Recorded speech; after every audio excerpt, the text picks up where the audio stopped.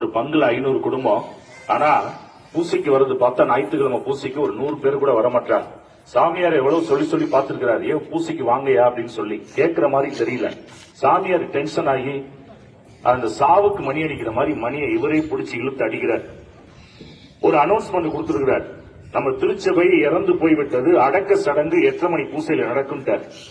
ஊர்ல உள்ளவங்க எல்லாம் பேசிக்கிறாங்க, நம்ம ஊர்ல யாரா திருச்சபைன்னு ஒருத்த மண்டையை போட்டா நம்மள யாராது சொந்தக்கார பயலா இருந்து போலனாக்கா நாளைக்கு கோச்சிக்கு போறாங்கன்னு சொல்லி ஊரே திரண்டு வந்திருக்கிறாங்க பூசைக்கு.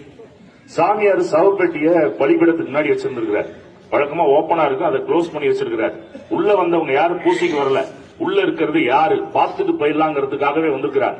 ஆனா சாமியார் பூசை முடிக்கிற வரைக்கும் சவப்பெட்டியை திறக்கவே இல்லையே.